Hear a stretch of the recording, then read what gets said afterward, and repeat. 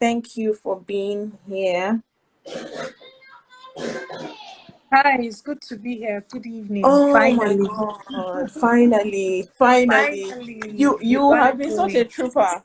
You have been such a trooper. You've been so gracious. No, because Well, I I know guess this is I know that such things happen. So it can happen to the best of us, so it's fine. It's just great that we're going thank to get you. this going. So let's just get it started. Let's just get in. We're almost 30 minutes behind schedule, but honestly, if you join us or if you watch this video after we're done, I'm sure you will not regret because trust me, we wanted to bring you this information. So, hi, please, ma'am. I would introduce you, but I'd rather you introduce yourself because I feel like I won't do you justice. So, Well, please introduce yourself to the house. okay. My name is Chinenye Ogunbi. I'm a lot of things. I'm a mom. I'm an educator, I'm a pharmacist, I work with Wow. brands. So I'm a lot of things. But yeah, I guess I'm Chinenye Ogunbi. That's it, really.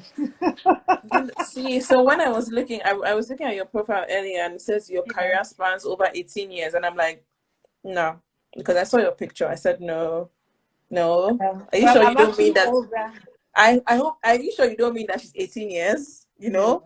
no, I'm a lot older than I look. My career actually spans about 18, 19 years because I had a spin in banking for a while Oh, before I wow. stopped that to look after my kids. I mean, to just stay back and take a more active role in my children and their education. So yeah, there's quite a bit that I left out, but trust me, I'm a lot older than I Oh look. my God. Well, you don't look it, so that's good genes. That's everything. Um, so I also saw that you did. I actually saw that Sorry. you homeschooled your kids. I Yes. actually saw that you homeschooled your children. Yeah.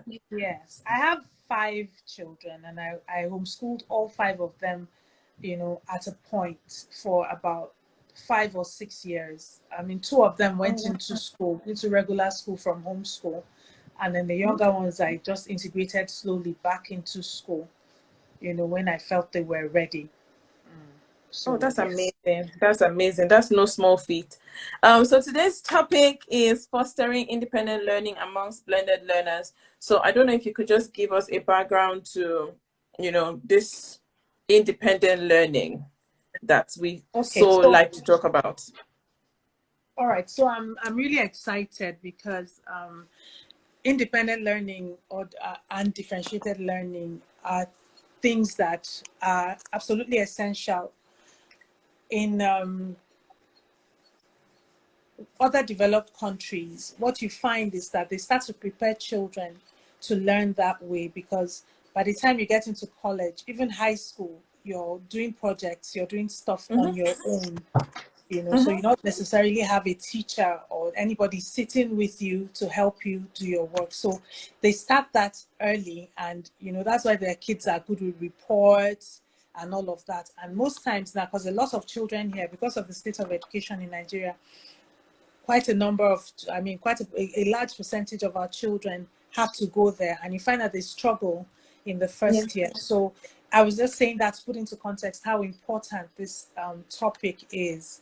Now, what is independent learning? Let's just start from there. Independent learning is just the ability to pursue.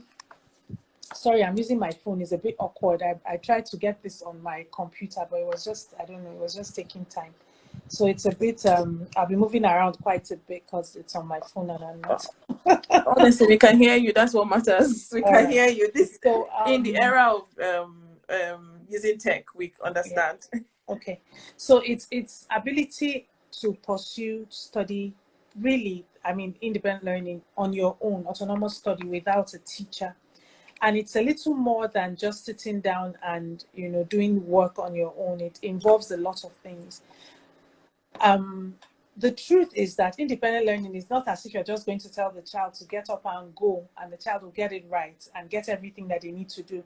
There's a process, and it's a step by step. It's a graduation until you get to the point where the child can now do that work by themselves. Okay, now there are many things that are involved in encouraging or fostering independent learners. Usually when we discuss independent learning, the context we take it in is in the teacher and the student. But I want to expand it a little bit because I understand that there are quite a number of people who are parents who just want to know how to go about, doing this. So I'm going to expand the context a little bit in this talk. Now, there are many advantages to independent learning, but first of all, okay, let me just also mention that in independent learning, the students take responsibility for their learning totally. So they regulate, they direct, they assess their learning. There's a process of self-assessment before you do the evaluation, the general or the external evaluation. And that point of assessment is also very, very important. Now, there are many, many advantages. We already know. I mean, this is research. There's a lot of research. A lot of work has gone into this way of learning. And research has shown that there's improved academic performance. The children are more confident and more motivated. They're more aware of themselves and their limitations, what they like, what they can do, how they learn. When they're working in a school setting, it gives their teacher, it frees up their teacher. So if you have a teacher controlling a class of 30 students who learn independently, you find that each child is doing something different because they are working at their pace, and that kind of frees you up to pay attention to those who need attention and all of that. And then it also helps social inclusion because it counters alienation, because in independent learning there's an aspect of it that takes into context group work. There's a lot of group work. The children have to learn to work in groups, to work together and all of that. So it helps them to, know how to maneuver themselves socially. Yeah.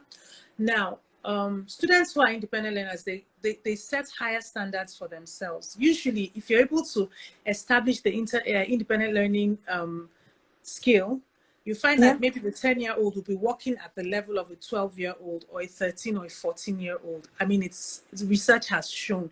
I've even done it. I've done it with my children. So I'm going to be giving a lot of personal anecdotes as we're talking, so that, because it's something that I've done and I've actually experienced. Yeah, so you have the personal experience, exactly. Yes. So these children are usually faster. They're usually more aware. Their problem-solving skills are usually more because they've come to a point where they logically walk through problems and they're able to do that on their own. Okay. Now, I'm just trying to, because I know we're out of time. I had organized the whole nice talk, which I can send Oh to no, you guys later. we might run over a little bit, but it's just for us to get the value. I'm just trying to don't rush it. Okay. So now, there are factors that affect this kind of learning. There are external factors and there are internal factors. The external factors, I mean, for any learning, because learning is passing or communicating information, relevant information from one point to the other. Learning has not occurred until the recipient gets it. Understands, yes. I'm putting it in layman's language now, So one of the major things that encourage the growth in independence is trust. Okay. Relationship based on trust, because if there's trust, there's collaboration. And that's why I keep on saying to parents that the truth is that you are your child's first teacher. Yes. You're your child's most important teacher. And I'm not talking from the aspects of a homeschooler, because I've done homeschool and I've done regular school. So sometimes when I have mothers talking to me and they're like, oh, they don't know how they would have done it. They don't know how to go about it. It seems like it's so difficult. I'm like, you already have it. You already have 50% of the work down because your child trusts you already. Your child, number one. Number two, nobody wants more for your child than you. So that's already true. The commitment cap is on. Taken care of. You understand? Yeah. Exactly. So the commitment cap is taken care of, and then your child naturally trusts you. you know. So the first thing that we look at in the factors is strong relationship between the guide, who here is the parent, or the teacher. The teacher has to work a little harder, but, you know, a strong relationship based on mutual trust and collaboration. Another thing is that for you to earn trust, even as a teacher, you have to know what you're talking about. Because when these children start doing stuff on their own, they question a lot of things. So you really can't lie. You can't lie your way through it, because they will call you out. Yeah. They'll call you out. So, you know, you have to have that strong relationship. The trust, when I'm talking about trust, is you know that the information you're giving is always accurate, and you shouldn't be too big or too afraid to say, okay, I didn't get it right, I'm sorry. Do you understand? Let's talk about it and get to a point where we understand. And then there should be an enabling environment. An enabling environment is availability of resource materials, maybe a library so you can get the books you need and all of that. You know, enabling environment is a classroom or a house where the child can be themselves, can express themselves. That's very important. The approach to time to work on projects is flexible, you know. The child, so these are the things that will foster and make the child want to undertake, kind of let go of your hand and go on the independent learning journey on their own. Okay. Then internal factors, cognitive skills, metacognitive and affective skills. Developing cognitive skills, you have to, from the time the child is small, start working on focusing of memory and attention, problem solving, logic, critical thinking. These are small things, and if you as I'm talking, you will realize that that is what the Western world builds their children up to. Really, that's like how Montessori is. It's more of that than what we do here, which is more rote, more memorized, and, you know, pour out. You know, they try to develop their cognitive, to help them to develop and grow in problem solving skills, focusing their memory and their attention and all of that. Metacognitive is the children have to understand how they learn. They have to understand the concept of learning. You understand? So here we do the theory, we'll talk about visual learners, we talk about auditory learners, but really and truly, do we take it into consideration when we're teaching? Because the truth is, the children, if they understand how they learn and understand how learning generally occurs, and then take note of how they learn, then it's easier for them to channel what they want to do through the way they learn. I'll break that down a little bit.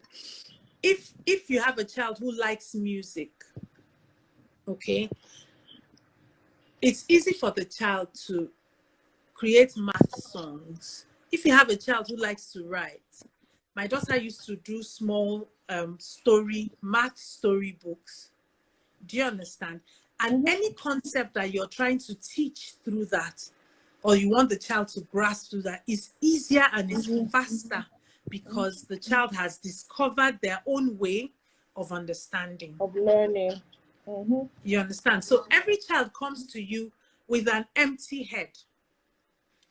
It is your job to fill that, you know. But we're saying here it's a little different. We're asking you to help the child to discover how to fill it as they grow older. By themselves. Yes. Then the third one is affective skills. The child needs to understand their feelings, understand their emotions, and know how to use what emotion for what purpose. And that's because generally in life, you need to understand those skills. You need to have those skills, you know, how to interact with people, how to work with people. And it starts from when they are young, that it starts to build it up. Okay, for independent learning to be successful, the child has to discuss with other people. The child has to get feedback. You understand? So these are small things that your child has to, you have to impart in your child and how to handle. You understand? If you have a child who has not understood or acquired the skills, the affective skills, when you give feedback that is not positive, it's demoralizing. And it can set the child off on another totally different tangent.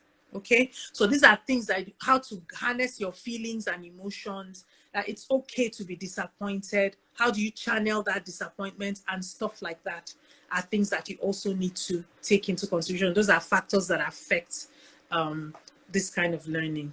Now, now I'm going to just go in and I'm going to give a list. There's a checklist of how we can achieve to foster this eagerness. And then I'm just going to give an example of something that we did in our house, so that you can, while I'm talking, you can relate with the different steps. Okay. Now, what we started doing was, because Friday nights when the children, when everybody's around, we're always looking for excuses to do family, to just hang out with each other as a family. And Friday nights, we now came up with, okay, let's have presentation nights, because me and the daddy wanted to help with their presentation skills. Okay.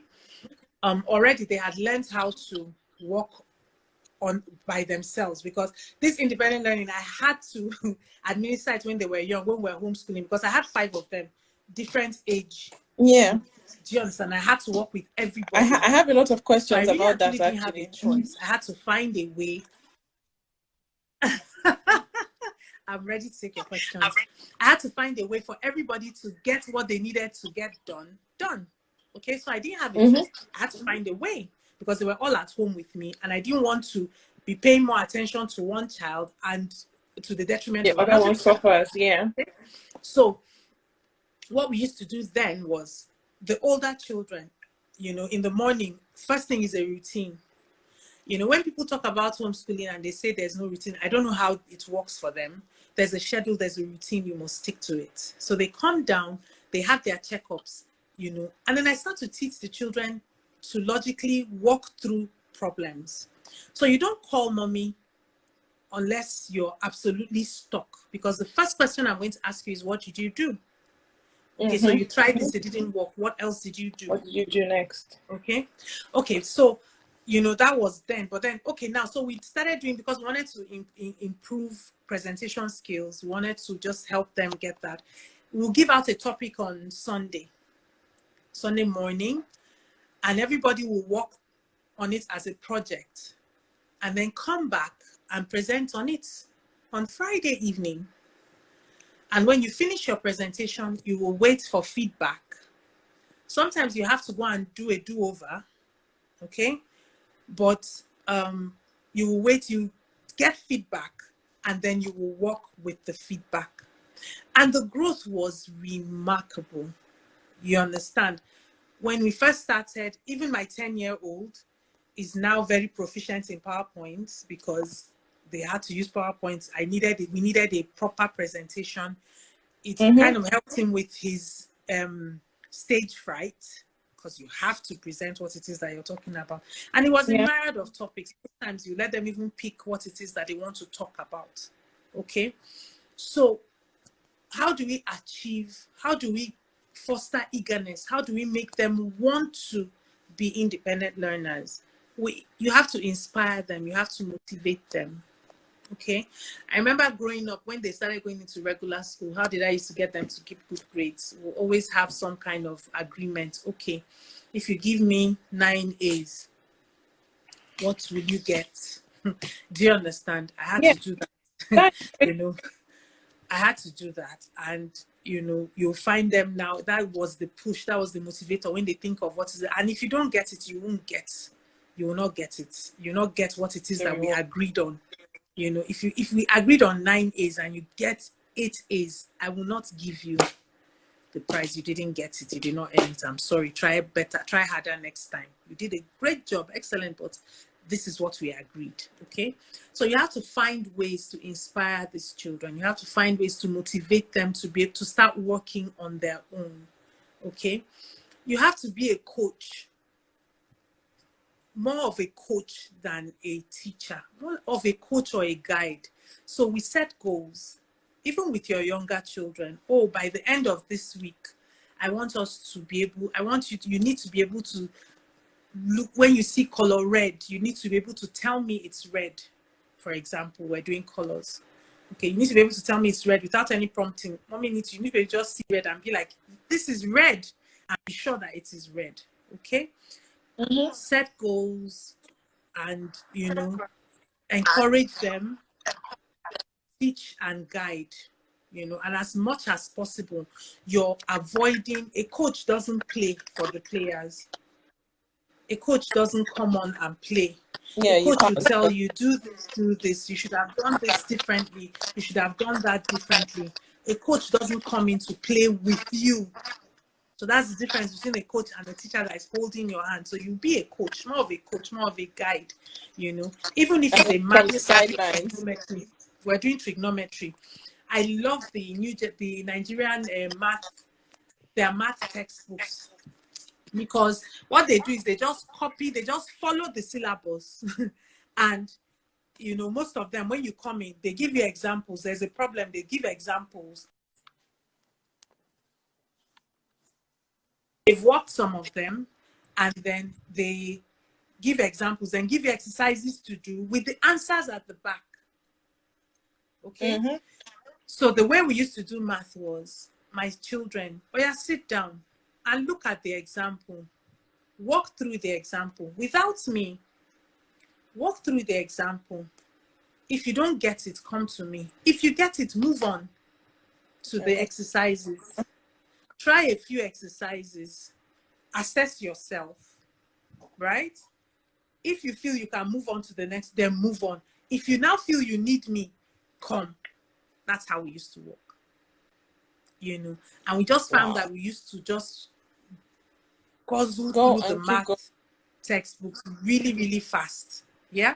So that is it. Now, there's a term we use in teaching called scaffolding. Scaffolding is imbuing a structure. So it's more like also guiding. You have a guided structure for what you're teaching. I just gave a structure now. Look at the example. Yes. Walk through the example. Okay? Walk through the problems, the first problems. At the point at which you call me is if at any stage of the process you get stuck. It's the same thing with comprehension. Read the exercise. Underline, you understand? Underline the things that jump out at you. Okay, use a pencil, underline them. Go back and answer the questions. I always say the answers to the questions are always in the text. So if you see any question, go back to the text and get the answer. So you have to provide that guidance. You have to provide that structure, and then slowly give more responsibility to the child. Yeah. Okay. So every time you're consciously making a conscious effort to do less, you understand, in a particular topic or in a particular subject. You understand? So so as you're doing less, you're giving more responsibility to the child. That's what we call scaffolding. So you graduate it, right? It's important that the child has study skills. You know, I have a whole whatever on study skills. It's not even something we can go into now. Study skills, effective study skills, time management skills. So how do you start teaching your child time management? This chapter, we have to be done in. So you have 2 minutes to look at the example. It also forces them to focus and pay attention. You understand? So just look at the example, but don't take 10 minutes to just go through the example. If it's taking more than 2 or 3 minutes, then you don't understand. Call me. You know, that kind of thing. Then you teach them self-assessment. How do you teach self-assessment? Encourage them to accept feedback. Encourage them to ask for feedback. Okay? When they were working on this project, my son, the first week it wasn't too great, but I mean, he was young. And what myself and his daddy said was, the problem I have is, I mean, you tried, but it could have been better if you had come to say, can you help me with this? Or I'm working on this thing. Can you help me take a look at it? Do you understand? When they are older, it's something that is going to even help them. Okay? So encourage them to ask for feedback. Yeah. Yes. Encourage them to ask for feedback and teach them how to accept feedback, because sometimes the feedback will be negative feedback. Do you understand? So you have to teach them what to do with that as well. Okay? Offer models of behavior. I always give examples of myself because they need to relate to when I was a child. I had the same, practically the same challenges as they did, you know. So, for example, I say to my children, I still remember the 28 elements in chemistry. I made up a song For you you. know, for it exactly, and I still remember the song up to today, and I can still sing it. You know what I mean? So Yeah. I give them tips. Give them tips. And this is You how I know, did it, and this this is is how how I you did it. can, or So, you so if it's find your something you want to exactly, so you offer them models of behavior. Another thing we try and do is because I have two in college. So I say to them, okay, who do you admire? Who would you like to be like in the field that you've chosen that you want to be? Find out what that person would have done if that when that person was faced with, because these challenges that you have are not unique not new. to you. Exactly. They are not Exactly. new. They're not unique to you. Most people, almost everybody has gone through it at one point or the other, you know. So, and I keep to make why there are new mistakes to make. Why go and make the mistakes that other people have made before?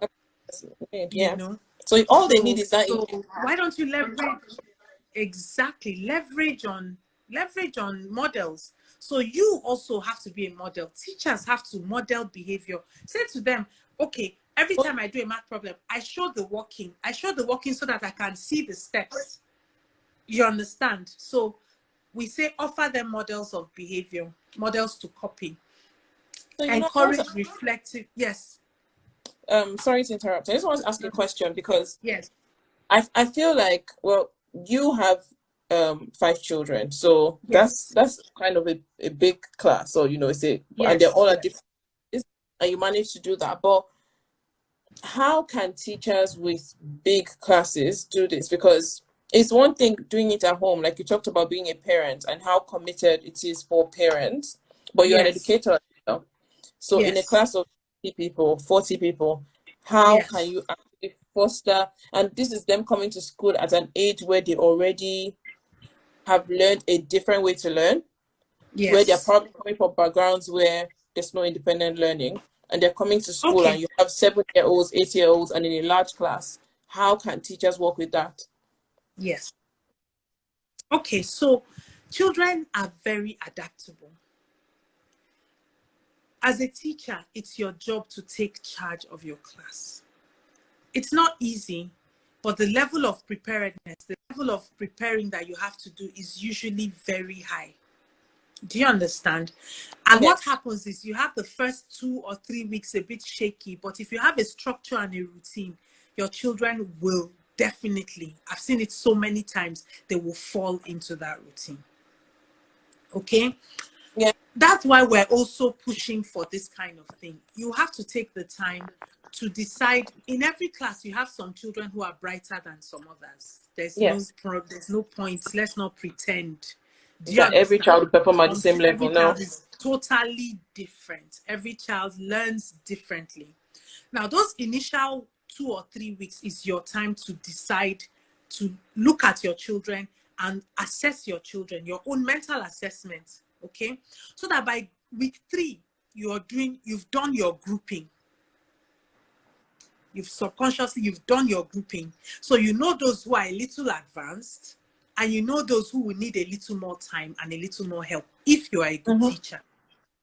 Okay, now independent learning, you know, it's also, there's also a lot of differentiated learning, because if you're able to achieve and get independent learners, they will be faster, really and truly, and they won't need you.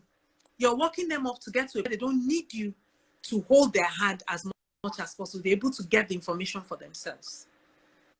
That frees you up to now focus on those who will take a little more time to even understand and get the concept. I don't know if you understand what I'm saying. Oh yes, So I I'm not do. saying it's Yeah. easy. I'm not saying it's No, no, easy, but not I'm at saying all. it's very achievable. It's very, very Which achievable, is what we need because to know, when you're in a honestly. class, you have a melting pot. You have a melting pot. You have different children who learn differently, and also the way they respond to you helps. I keep on saying to young teachers, whenever I'm in a training or whatever, that you don't understand the power you have. You have the power to inspire these children and make them. Some teachers, most times, teachers are more influential than parents, especially for young children.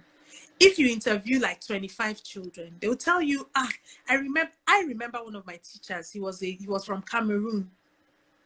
I still remember because he had the most impact on me in terms of reading.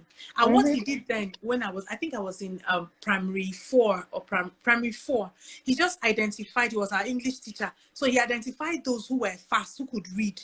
And he made us have different tables and made us table captains. So at that young age, I was helping other people to come up. You understand what I'm saying? Yes, that was his model, and it worked. So it freed him up. You understand? To now work to with help those who that are needed slow, a little more or help. those who had, exactly. So your organization of your class is your responsibility As a I don't know if you understand. I don't know if that makes it. Yes. Okay. Yes. So questions. It seems like we are, but really, I know that when I went to school, and even with my nieces and nephews, a lot of teachers just see homework as that responsibility they can pile on you to make you. So everything is homework, yes. hundreds of homework to take home and all of that. So Yes. that for Yes. them, that is how they get you to do things yourself. But how do you, as a teacher, as a parent, take it beyond that? Because you don't also want them to see it as a task, just a task, or Yeah. just a tick off box. So how do you manage that as a teacher and even as a parent? Okay. Bulky homework, I personally have an issue with, because the point of homework is to give feedback. And sometimes when they pile them with that much homework, they can't even mark. You don't get the feedback. So I keep on saying, so what's the point? Okay. Now, homework. Your question is balancing homework with also trying to get them to work on their own, right? Yes, and not relying on homework as the independent learning, because that's like one of the ways. Yeah. Okay. For me, if we can make our goal the speed with which you do your homework. Okay. So I'm saying to them, something that used to take you 40 minutes. So push yourself. Let's see if we can get it done in 30. How can I help you to get it done faster? Do you understand? Yes. And for me, the motivation for you should be that it frees you up to do stuff that you like, or that it frees you up to work on a project, or that it frees you up to do research. Do you understand? Yes. So that's how I would handle it. Okay, so there's a lot of homework. We have to get it done. What do you need to help you get it done faster than you would have done it? Okay? And that way too, you're also pushing the independent learning tag, because the child is now looking for faster ways to get it out of the way. You understand? But I normally push back. With schools. I normally push back and I say, no.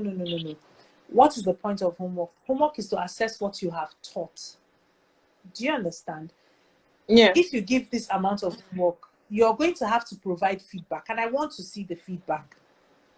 So once I start that on that tack, they pull back a little bit, and then because I'm like, let's understand what it is that we want to achieve here. You teach a concept. Homework is reinforcement of what you have taught. It's not punishment. It's not that. Yeah. And it's so easy to see it as punishment if we're being like if we are talking about it.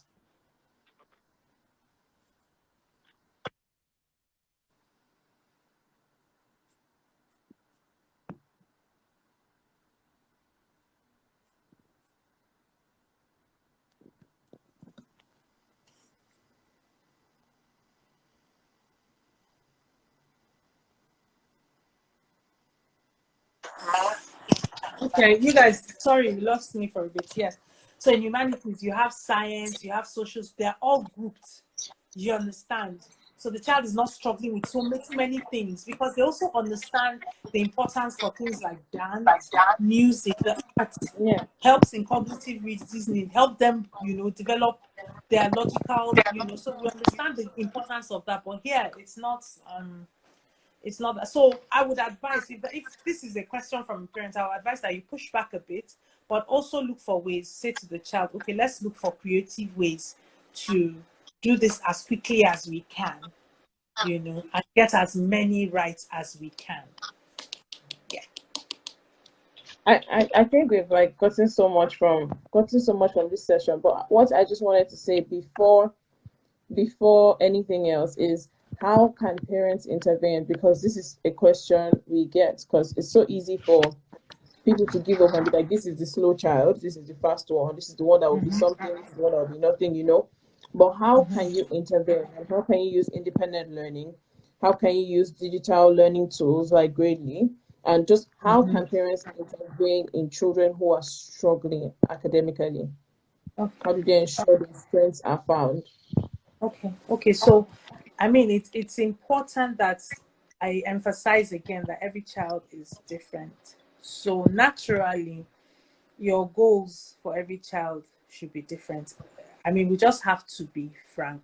Do you understand? Not every child is going to be Einstein, but some children are going to do some other things that are a bit, that are They're not also so wonderful. also exactly, and they also excel. So every child is different. The first thing I would advise every parent is to be very honest in your assessment of what it is that your child needs. What constitutes needs? Do you understand? What is Yes. basic? You get. Now, when you've made that assessment and you still feel like the child is falling short,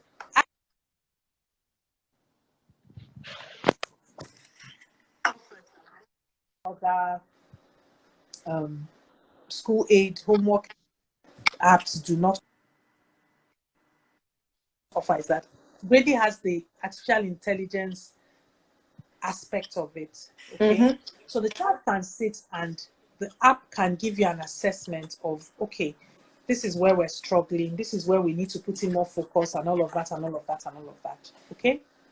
Yeah, I mean, it's still a work in progress. Every day they are putting on new things and they are growing it.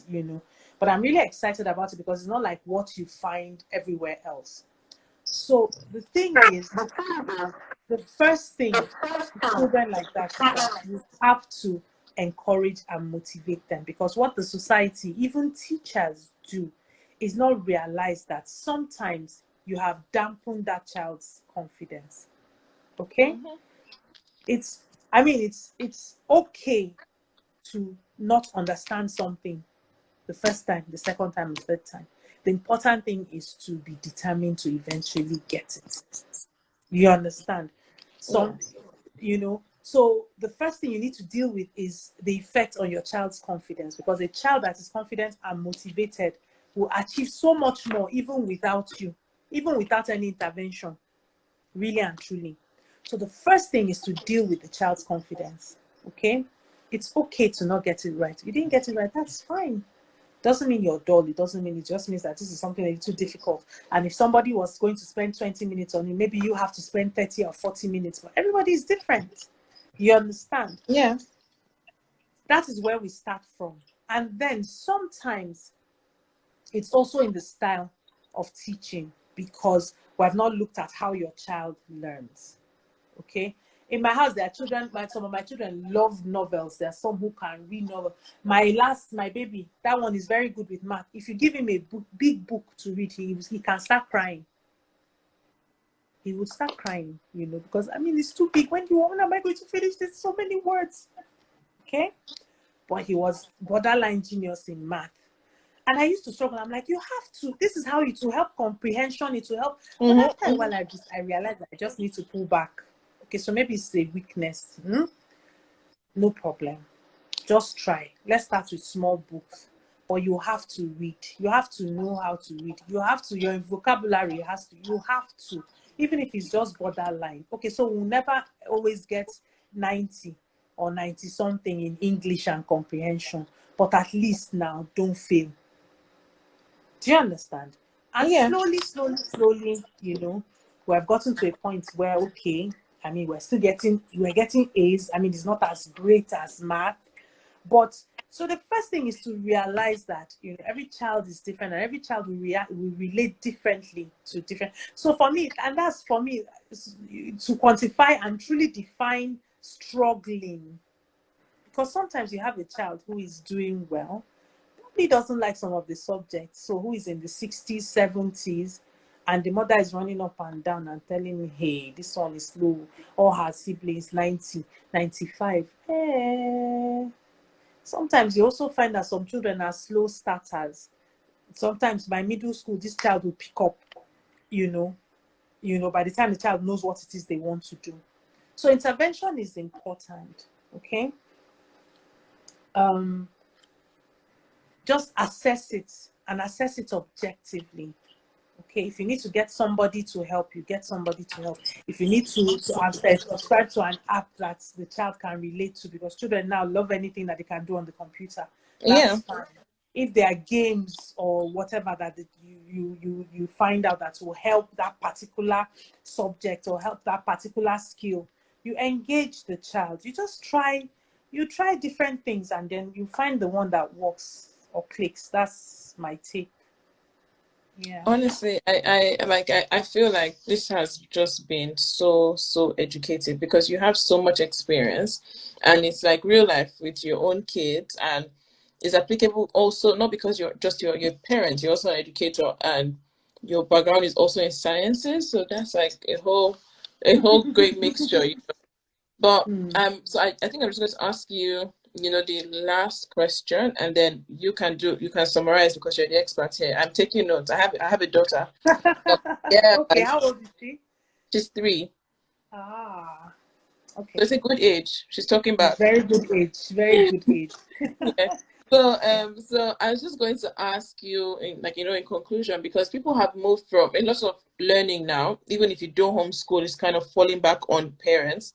And I don't like to say falling back, Yes, because obviously your child is your responsibility first. But before, you could send them off to school. COVID has happened. exactly. They're in front of the computers a lot. Some are back to school, some are only halfway, some are doing blended learning, some are totally homeschooling. So now Schooling. Yeah. more responsibility on parents to ensure that their children don't fall behind. So for those parents, what can they do? And we have to put in context how most parents whose children go to full-time school are full-time workers as well. So what can they Yeah. do to foster that independent learning and just not let their kids fall behind? Okay. Okay. Um, to prevent kids falling behind, my advice, like I said, first of all, assess what it is that is the need. Assess where the problem is. I don't ascribe to blanket one size fits all lesson teacher. If your child needs help with math, get somebody who is a math expert. It might cost you a little more, but it's shorter term than Yeah. just have somebody come and struggle with everything. Okay. If your child, most children are proficient with the computer, there are so many aids on the computer. Gradely is a fantastic app because the child can sit on their own and walk up to the different levels that they need, or that they need to get to. You have to engage those children, but make it a guided engagement. I say to parents, it's not enough to get somebody, a lesson teacher. Engage that lesson teacher. Check what the lesson teacher is doing. Do you understand? So Yes. first of all, get specialized, identify what your needs are. Get somebody for math if you need help with math. Get somebody for English if you need help with English. Do you understand? If the child understands English and comprehension and writing and all of that, the child can read up all other subjects. That's Mm. what I feel. Yeah. Then find out if there are things online. There are different. There's so much help. So much There's material. so much help. There's so much help. Do the research, do the work, take it as a project, because if you don't do it, nobody's going to do it. Find out what it is. Agree with your child. Okay, would you like to do this? Would you like to try this out? Would you like to work on this? Would you like to? And then keep on trying until you get what it is that works. Okay. But I also say, let's not forget that the most important thing is to have a child who is happy, who is confident. Okay. So in doing all of that, you must have you must have some kind of tactic agreement with the child. Even in this independent learning thing, your child has to agree that, you have to move on your own. You understand? Mommy doesn't want to hold you back. Daddy doesn't want to hold you back. Okay? If you're learning proficiencies, so if we're working on, for example, JS1 math, and we finish JS1 math, we'll move to JS2. And they're so excited. My 10-year-old was doing up to JS3 level before he left because he loves math. He really, really likes math. But that's the same child that you give a book and he'll burst into tears. It's too big. Do you understand? So even the excitement of, and then the way you celebrate little victories, so we're struggling with division, for example, and then one day comes and, I just got it, and then I do a happy dance, and they'll be like, oh, mommy, you're so silly, but it is motivation. Yeah. Do you understand? Yes. So as busy, as we are, we have to make out a little time. That is my advice. That's my tip. You have to make out a little time. You've been fantastic. I know you know. So you've been fantastic, and I hope that we can have you back here some other time, have you on a bigger panel, just to continue to hear from your wealth of experience. But I'm really, really thankful that you're on here, and I hope that it will be beneficial to anyone who listens. Independent learning is so important. You can't hold your child's hands for the rest of their lives. There's so much resources out there. There's greatly, but there's also so much you can do your research, choose how you want to raise your child, the kind of child you want to raise. If you want your child to come back to you every time they can't open a can, they can do these things. So it's in them, and it's just basically your responsibility as a parent or teacher to let them lead themselves. So that's really a summary of what we have done today, and we have to just thank you so much for being here. Thank you for having me. Thank you for Thank having you. me. Have a wonderful evening. Thank You you. too. Take care. All right then. Bye-bye. Bye.